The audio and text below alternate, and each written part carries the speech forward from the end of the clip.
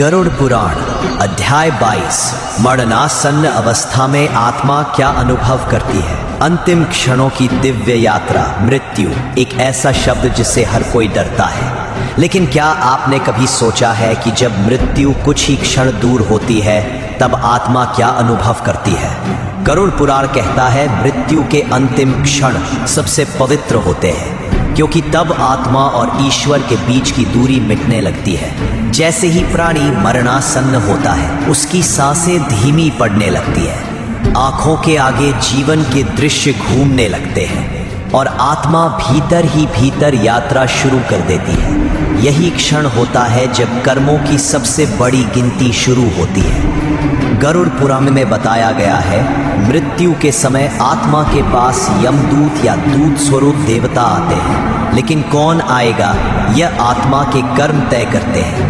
पापी आत्मा के चारों ओर अंधकार, डरावने दृश्य और यमदूत होते हैं, जबकि धार्मिक पुण्यात्मा के पास प्रकाशमय तेजस्वी देवदूत आते हैं। उस समय शरीर छूट रहा होता है, लेकिन आत्मा देख रही होती है, अपने परिजनों को, अपनी यादों को और स्वयं को भी। गरुड़ पुराण विशेष रूप से कहता है, इसीलिए सनातन धर्म में मृत्यु के समय राम नाम जपवाना, गीता के श्लोक सुनाना, तुलसी जल देना और शांत वातावरण बनाना आवश्यक बताया गया है, क्योंकि उस समय आत्मा को दिशा चाहिए, न कि शोक। एक गहरा रहस्य।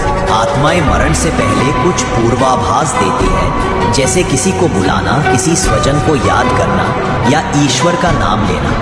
यह आत्मा का अंतः संकेत होता है कि वह जा रही है। मृत्यु एक अंत नहीं, बल्कि एक सचेत यात्रा की शुरुआत है। और गरुड़ पुराण बार बार कहता है, जिसने अंतिम क्षणों को पहचान लिया उसने जीवन का सबसे बड़ा रहस्य जान लिया। अगले अध्याय में जानिए मृत्यु के बाद आत्मा को कौन मार्गदर्शन देता है। यमदूत आते हैं या कोई और? क्या आत्मा अकेली जाती है या उसे कोई लेने आता है?